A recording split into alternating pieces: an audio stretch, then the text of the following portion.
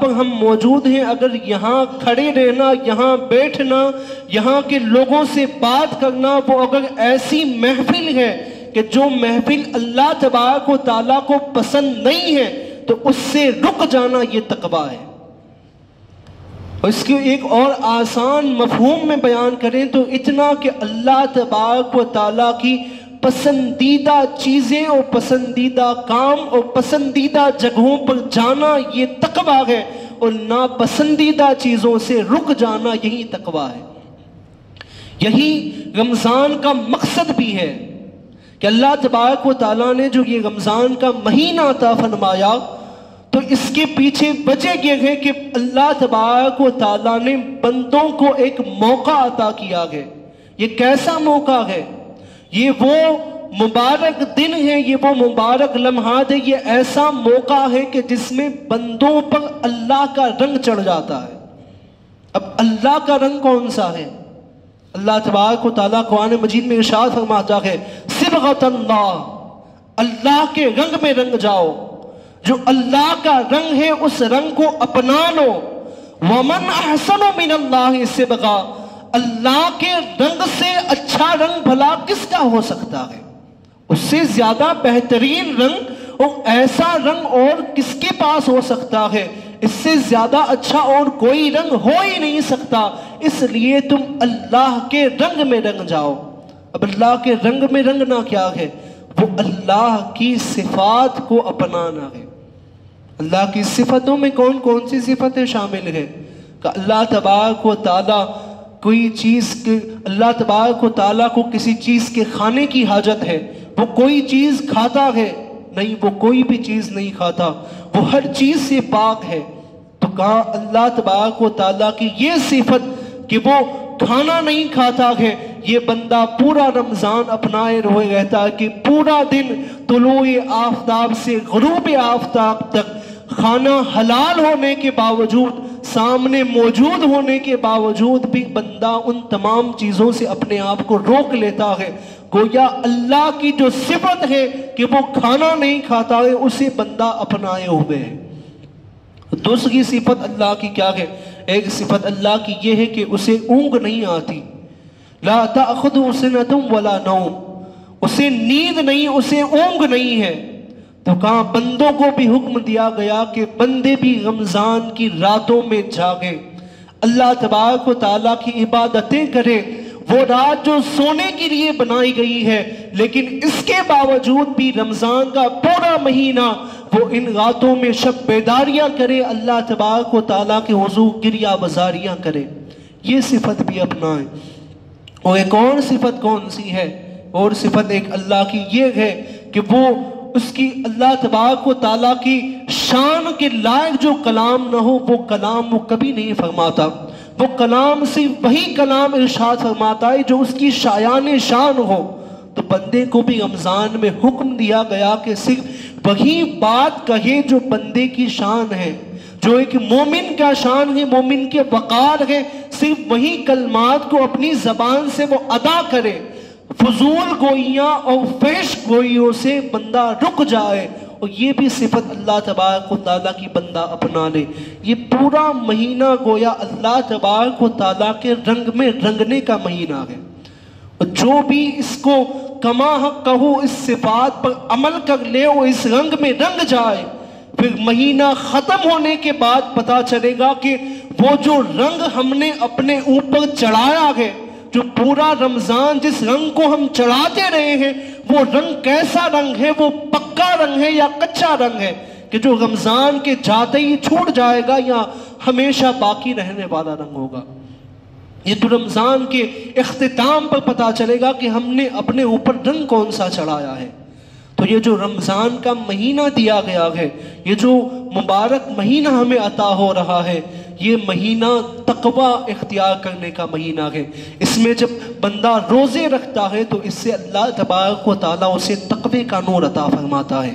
اور وہ تقوی جب بندہ اپنا لیتا ہے تو وہ ہر اس بری چیز سے پاک ہو جاتا ہے جس میں اللہ تبارک و تعالیٰ کی نافرمانی اور اس اللہ تبارک و تعالیٰ کا غضب ہو، اور ہر اس کام کو کرنے میں لگ جاتا ہے کہ جس میں اللہ تبارک و تعالیٰ کی فرما برداری اور رضا شامل ہو۔ اور یہ جو روزے ہیں یہ صرف بھوکا اور پیاسا رہنا نہیں ہے،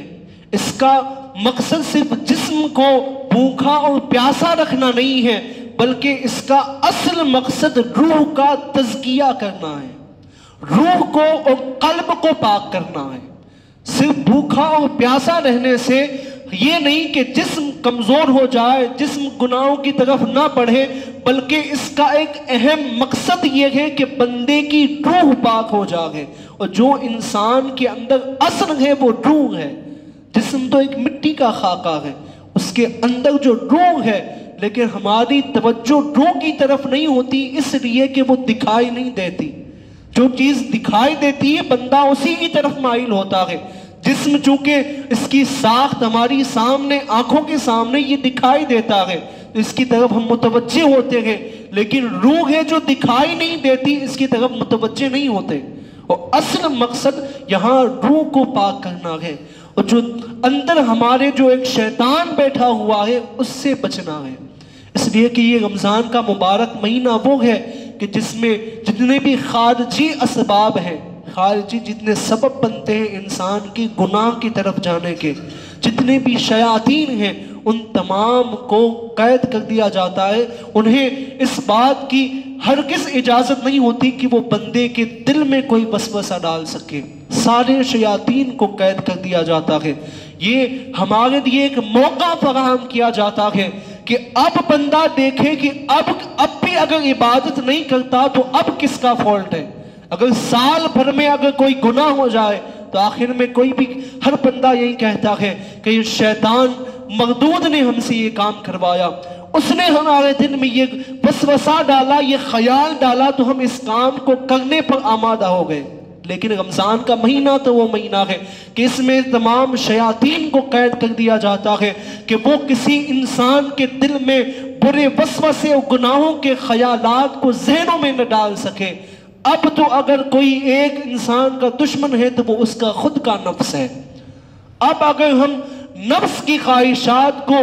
پیروی کر کر رمضان کو اسی طرح غفلت میں گزار دے، اتنا مبارک و سنہرا موقع ملنے کے باوجود بھی اگر ہم اپنی اصلاح اپنا تزکیہ نہ کر سکیں تو پھر محرومی کے سوا اور کوئی چیز ہاتھ نہیں آنے والی، کیونکہ ساری چیزیں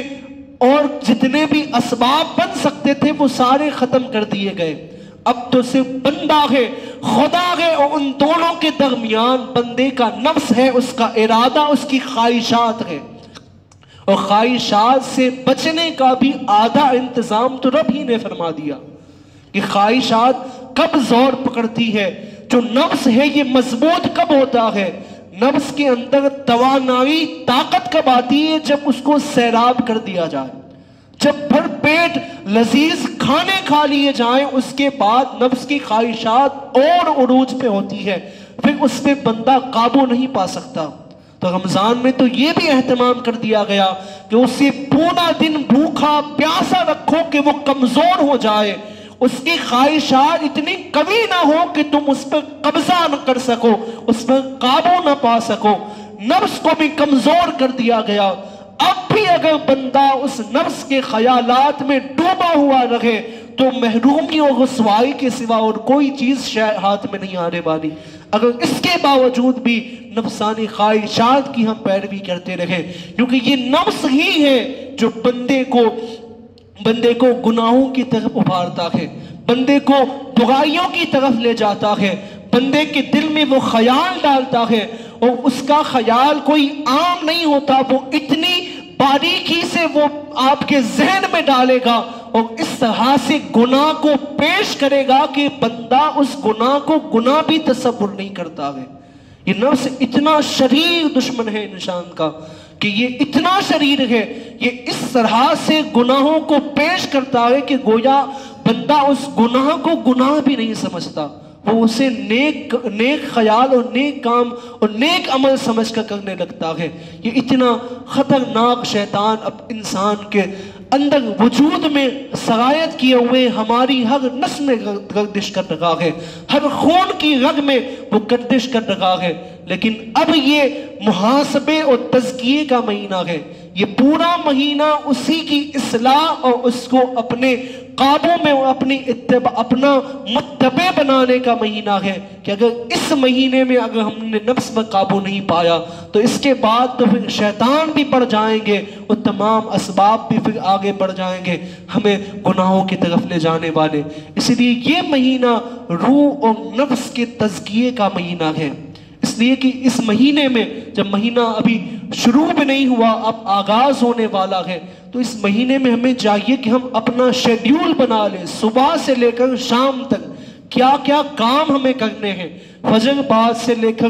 ظہر تک میں کیا کام کرنا ہے, آپ کو کن کن کاموں کو انجام دینا ہے, ظہر سے عصر کے بیچ میں کیا کرنا ہے, عصر سے مغرب کے بیچ میں کیا کرنا ہے, اور مغرب سے عشاء تک کے بیچ میں کیا کرنا ہے. ہمیں ان پورے دن کو آپ کو اس پورے دن کو شیڈیول بنا لیں, اس کو بیزی کر لیں. اس لیے کہ اگر ہم نے اپنے آپ کو, بزرگان دین فرماتے ہیں کہ اگر بندہ اپنے آپ کو کار خیر میں نہ لگا لے, اچھے کاموں میں ہم اپنے آپ کو مشغول نہ کریں تو یہ نفس ہے جو ہمیں برے کاموں میں ڈال دے گا. جیسے ہی کوئی وقت خالی ہوا کہ جس وقت میں کوئی کام نہیں, کوئی کار خیر نہیں ہے, آپ بالکل فری ہوئے, ویسے ہی اسے موقع مل جائے گا اور آپ کو وہ گناہوں کے کام میں ڈال دے گا. اس لیے اپنے آپ کو جتنا ہو سکے زیادہ مشغول رکھا کریں, اپنے آپ کو کسی نہ کسی کام میں لگائے رکھیں. جیسے ہی آپ نے اپنے آپ کو وقت دے دیا, اس کے وہ وقت نفس فوراً پکڑ کر آپ کو گناہوں میں ڈال دے گا. اس لیے رمضان کے مہینے میں اپنا ایک شیڈیول بنا لیں, اپنا ایک نظام الاوقات بنا لیں کہ اتنے وقت میں ہمیں کیا کرنا ہے, کب قرآن کی تلاوت کرنی ہے, کب استغفار کرنا ہے, ہر ایک طریقے سے. اگر کام کاج کر رہے ہیں تو اس کے لیے کتنا وقت ہے, ان سارے وقتوں کو لگا لیں. کیونکہ یہ جو مبارک گھڑیاں ہیں, یہ مبارک مہینے, یہ بار بار نہیں آیا کرتے. جب یہ مبارک مہینہ ہمیں نصیب ہو رہا ہے تو اس مہینے میں ہمیں چاہیے کہ ہم اللہ تبارک و تعالیٰ کو راضی کر لیں, اس کا قرب حاصل کر لیں, اس کا قرب اختیار کر لیں, اس کے قریب ہو جائیں. کیونکہ یہی وہ مہینہ ہے جس میں اللہ تبارک و تعالیٰ کا قرب حاصل کرنا بڑا ہی آسان کر دیا جاتا ہے بندوں کے لیے, کہ بندہ آسانی سے اپنے رب کے قریب ہو سکتا ہے. کیونکہ سارے اسباب ختم کر دیے گئے جو بندے کو بھٹکا سکتے تھے. اب ایک نفس ہے, اب نفس کو قابو پانا بندے کے اختیار میں ہے کہ اب بندہ کس طرح سے اس کے اوپر قابو حاصل کرتا ہے. آپ اپنے آپ کو اچھے کاموں میں لگائے رکھیں, اور کہیں تشویش ہو جائے کہ کام صحیح ہے, خیر ہے یا شر ہے, نیکی کا ہے یا بدی کا کام ہے, اگر ایسی مشکل میں پھنس جائیں تو اس وقت اپنے دل سے فتوا لیں. اس لیے کہ اللہ کے رسول صلی اللہ علیہ وسلم کی حدیث ہے, حضور علیہ السلام نے فرمایا استفتح قلبک, اپنے دل سے فتوا لو. حضور علیہ السلام نے ان کلمات کو 3 مرتبہ دہرایا, کہا جب بھی مشکوک چیزیں تمہارے سامنے آ جائیں, تم فیصلہ نہ کر سکو کہ نیکی کون سی ہے بدی کون سی ہے, کام مشکوک ہو, اس وقت اپنے دل سے فتوا لو. کیونکہ ہر ایک کے دل میں ایک مفتی بٹھا کے رکھا ہے کہ جو جانتا ہے کہ خیر کیا ہے اور شر کیا ہے, وہ فوراً آپ کو بتائے گا کہ یہ کام نیکی کا ہے, یہ کام خیر کا ہے, یہ کام بدی کا ہے, یہ کام شر کا ہے. اس لیے اس رمضان کو آپ اپنے آپ کو نیکیوں میں لگائیں اور عبادتوں کا معمول بنائیں اور گھروں میں بھی ماحول بنائیں. اس لیے حضور علیہ السلام کا یہ طریقہ تھا کہ جب بھی رمضان آتا تو آپ رمضان کے لیے تیاریاں کرتے, رمضان کے لیے اہتمام کیا جاتا. حضور علیہ السلام سب کو ترغیب بھی دلاتے اور رمضان کی آمد پر لوگوں کے درمیان, صحابہ کے درمیان خطبہ ارشاد فرماتے اور رمضان کے خیر مقدم کے لیے تمام صحابہ کو اہتمام کرنے کے لیے بھی ارشاد فرماتے. اس لیے اس مبارک مہینے کو اسی طرح نیکیوں میں بسر کریں, کہیں ایسا نہ ہو کہ فضول کاموں میں ہم اپنے آپ کو خرچ کر دیں, اپنے کاموں کو ایسے بیجا کاموں میں صرف اپنا وقت نہ کریں کہ جس کا کوئی مطلب نہیں, کوئی فائدہ نہ ہو, ایسے کاموں میں اپنا وقت صرف کرنے سے بچیں، ایسے کوئی کاموں میں نہ لگ جائیں کہ جس کا کوئی فائدہ نہ ہو، نہ دنیاوی کوئی فائدہ ملنے والا ہو، نہ آخرت کا کوئی فائدہ ملنے والا ہو۔ ایسے مباح کاموں سے بھی اپنے آپ کو بچائیں، ان تمام چیزوں سے بچا کر صرف کار خیر میں اور جتنی بھی ضرورت کے کام ہیں ان کاموں میں اپنے آپ کو صرف کریں، اس لیے کہ اس مبارک مہینے کی ہر گھڑیوں میں اللہ تبارک و تعالیٰ نے بے شمار رحمتوں کو، بے شمار برکتوں کو رکھا ہے۔ اس میں اگر آپ نوافل ادا کریں تو اس کا ثواب فرض کے برابر کر دیا جاتا ہے، اور فرض اگر ادا کریں تو اس کا ثواب 70 گنا تک کر دیا جاتا ہے۔ اور اس مبارک مہینے میں ہمارے اوپر ہمیں یہ بھی موقع ملتا ہے، یہ پورا سال بھر، کیونکہ تہجد کی نماز وہ نماز ہوتی ہے کہ جو رات کی بیداری میں ادا کی جاتی ہے، جو صبح کا سویرا طلوع ہونے سے پہلے ادا کی جاتی ہے، اور یہ رمضان کا مہینہ ہے کہ جس میں یہ وقت ہمیں ملتا ہے۔ سحری کا وقت ہی وہ وقت ہے کہ جب صبح کا سویرا طلوع نہ ہوا ہو، جیسے ہی فجر طلوع ہوتی ہے سحری کا وقت ختم ہوتا ہے اور تہجد کا وقت بھی ختم ہوتا ہے۔ تو جب بھی اٹھے، اگر آپ معمول بنا لیں تو بڑی اچھی بات ہے کہ پورا رمضان اسی طرح اس معمول پہ عمل کریں کہ اٹھتے ہی فوراً تہجد کی نماز ادا کر لیں، کیونکہ یہ نماز اللہ تبارک و تعالیٰ اس نماز میں اٹھنے والے، اس نماز میں اٹھ کر اللہ تبارک و تعالیٰ کے حضور گریہ بزاری کرنے والے اللہ تبارک و تعالیٰ کو بڑے محبوب ہیں۔ اور یہ وہ نماز ہے کہ جو حضور علیہ السلام پر اور تمام انبیاء کرام پر یہ نماز بھی فرض تھی۔ ہم پر 5 وقت کی نمازیں ہیں، انبیاء پر 6 وقت کی نمازیں تھی، 5 وقت کی نمازیں تو یہ جو ہم 5 وقتہ پڑھتے ہیں، اور چھٹی نماز وہ تہجد کی نماز تھی۔ اس لیے تہجد کی نماز کا بھی ہو سکے تو اہتمام کریں، اور جتنا ہو سکے زیادہ قرآن مجید کی تلاوت کا اہتمام کریں، جتنا ہو سکے زیادہ قرآن مجید کی تلاوت کا اہتمام کریں، اس لیے کہ اللہ تبارک و تعالیٰ نے اسی مبارک مہینے میں قرآن مجید کو بھی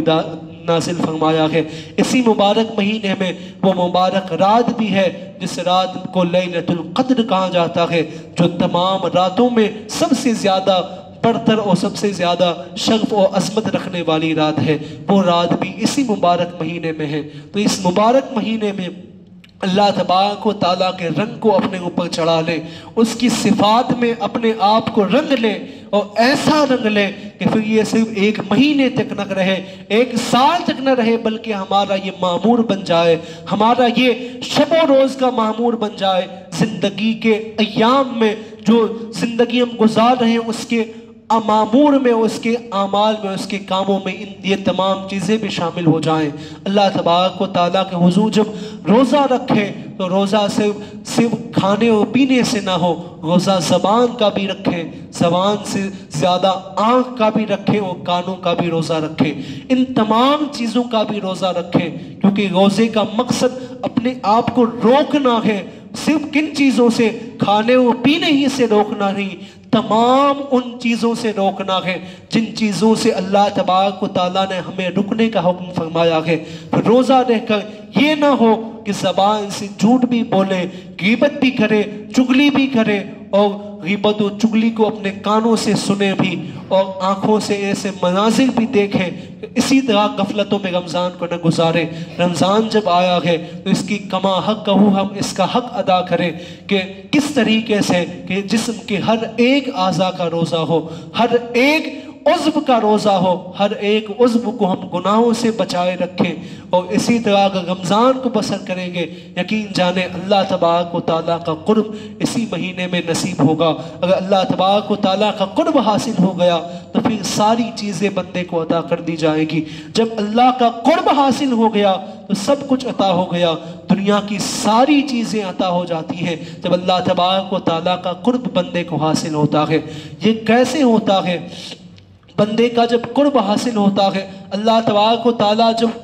اللہ تبارک و تعالیٰ بندے کو جب اپنے قریب کر لیتا ہے تو وہ کیسی کیفیت ہوتی ہے بندے کی۔ ایک سادہ سی مثال دے کر آپ کو سمجھاؤں کہ ایک چھوٹا بچہ ہو، اس کے سامنے اس کی والدہ یا اس کا کوئی بھی سرپرست بیٹھا ہوا ہو تو وہ بچہ کوئی بھی ایسا کام نہیں کرے گا جو اس کے سرپرست کو برا، جو اس کے سرپرست پر گناہ گزرے، اس لیے کہ اسے خوف ہوگا کہ کہیں میں یہ کام کروں گا اور مجھے ڈانٹ ملے گی، کہیں مجھے ڈانٹ دیا جائے گا اگر میں یہ کام کروں گا جو ان کو پسند نہیں ہے۔ اسی طرح اگر کوئی اسکول کا بچہ ہو، اگر اسکول کا کوئی طالب علم ہو، اس کے سامنے اس کے ٹیچر کھڑے ہوئے ہو، وہ سن رہے ہیں، یہ جو بچہ بولے گا وہ بھی وہ سن رہے ہیں، اور یہ بچہ جو کام کرے گا وہ ساری چیزیں اس کا استاد اسے دیکھ رہا ہے، اس وقت بچہ کس طرح سے بچتا ہے، کس طرح سے وہ بچتا ہے کہ ابھی میں کچھ بھی بولوں گا، اگر میں نے کوئی غلط بات بولی تو میرا استاد وہ سن لے گا، اگر میں نے کوئی غلط کام کیا تو میرا استاد دیکھ لے گا، میرا سرپرست دیکھ لے گا۔ اسی طرح جب بچے کے سامنے کوئی سرپرست ہوتے ہیں تو بچے کی کیفیت کیا ہوتی ہے کہ کوئی برا کام کرنے سے وہ بچتا ہے اس کے خوف سے، اور اسے اس بات کا فخر بھی ہوتا ہے کہ جب تک یہ سامنے بیٹھا ہوا ہے، یہ سامنے کھڑا ہوا ہے، اس وقت تک دوسری کوئی چیز مجھے نقصان بھی نہیں پہنچا سکتی، اس لیے کہ وہ حفاظت کرنے والا بھی ہے، وہ اگر میرا خیال رکھنے والا ہے تو وہ حفاظت بھی تو کرے گا۔ اگر کوئی دوسرا شخص آ کر مجھے اگر ستائے گا، پریشان کرے گا، تو میرا جو سرپرست ہے، میرا باپ ہے، میری ماں ہے، یہ مجھے بچائیں گے بھی۔ یہ بچے کی کیفیت ہوتی ہے۔ کہاں یہی کیفیت جب بندے کے اندر بھی آ جائے، ایک بندے کے دل میں اگر یہ یقین پیدا ہو جائے کہ میں جو بول رہا ہوں وہ سننے والا وہ ہر ایک لفظ سن رہا ہے،